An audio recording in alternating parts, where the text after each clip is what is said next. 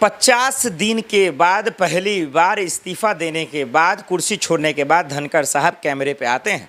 उपराष्ट्रपति चुनाव को लेकर अपनी बात रखते हैं। जो जिस तरीके से खबरें आ रही हैं, जो हम आपको बता रहे हैं फॉरवर्ड न्यूज़ के माध्यम से कि कैसे चोरी हो रही है, चोरी होने के आरोप जिस तरीके से लग रहे हैं, जिस तरीके से सांसद महोदय अपनी बात कर रहे हैं, सीपी राधाकृष्णन साहब को लेकर और ख़ास करके सुदर्शन रेड्डी साहब को लेकर जो 15 वोटों की चोरी का मामला है, 15 से करोड़ रुपए के खर्च का मामला है, लेने देने का मामला है, इन तमाम चीज़ों को लेकर अब जो है धनखड़ साहब ने जो है अपनी बातें रखी है। 50 दिन के बाद गायब थे, लापता थे, इनका अपहरण कर लिया गया था या कहाँ कैद कर लिया गया था, ऐसी खबरें सोशल मीडिया पर चल रही थी, जिसको लेकर राहुल गांधी हो, चाहे वो खड़गे जी हों या फिर पवन खेरा साहब हों या सुप्रिया श्रीनेत या फिर अखिलेश यादव, सब लोगों ने कहा कि धनखड़ साहब कहाँ गायब हैं, उनको कहाँ अमित शाह जी, मोदी जी ने गायब कर लिया है। खैर, लगभग करीब 50 दिन के बाद वो कैमरे पे आते हैं, उपराष्ट्रपति चुनाव का जो रिजल्ट आता है, नतीजा आता है, उस पर अपनी बात रखते हैं। वो कहते हैं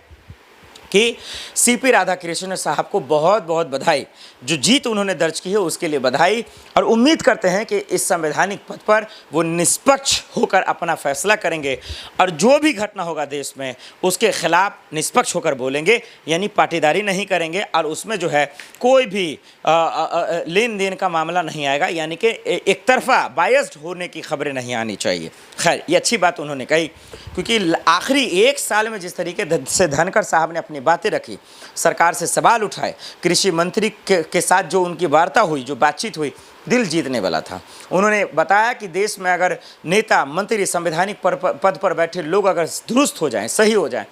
तो सरकारों की हवा निकल जाएगी, मंत्रियों की हवा निकल जाएगी, उनको जवाबदेही देना पड़ेगा। उन्होंने कहा कि दरअसल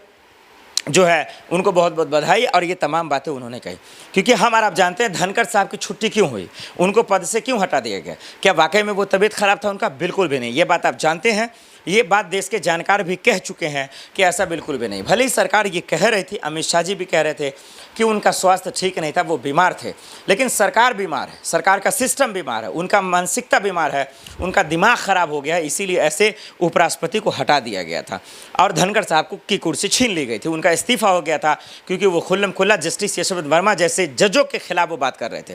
कह रहे थे कि इस देश में सिस्टम को जिंदा रखना कितना ज़रूरी है। लेकिन हमारा आप देख रहे हैं कि आज देखिए ना, ये वोट चोरी को लेकर राहुल गांधी, तेजस्वी यादव, अखिलेश यादव पूरे देश में हल्ला बोल रहे हैं, कह रहे हैं कि वोट चोर गद्दी छोड़ की बात कर रहे हैं,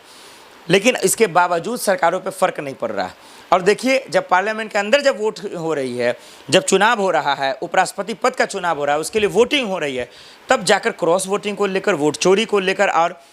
वोट को खरीद फरोख्त को लेकर अगर खबरें आ रही हैं या इल्ज़ाम लग रहा है, तो फिर इसका जवाबदेही कौन है? क्या चुनाव आयोग देगा? क्या इलेक्शन कमीशन देगा? क्या सरकारें देंगे? क्या मोदी जी, अमित शाह जी देंगे? कौन देगा? ये मैं पूछना चाहता हूँ कैमरे पर, और ये सबसे बड़ा सवाल है और लोग ये जानना चाहते हैं। शपथ ग्रहण तो होने ही वाला है, इसमें कोई शक नहीं है, और मैं ये नहीं कहता हूँ कि भाई ये करिए, अगर लेकिन ये इल्ज़ाम गलत है, अगर ये इल्ज़ाम सही है, चाहे वो पवन खेरा, अभिषेक बनर्जी, तमाम लोगों का उपराष्ट्रपति पद के रिजल्ट को लेकर, नतीजों को लेकर, तो फिर शपथ को रोक देना चाहिए, पहले इसे दुरुस्त करना चाहिए, लोगों के मन में जो शक है उन्हें दूर करना चाहिए और लोगों के अंदर विश्वास पैदा करना चाहिए कि वोटों की चोरी नहीं हो रही है,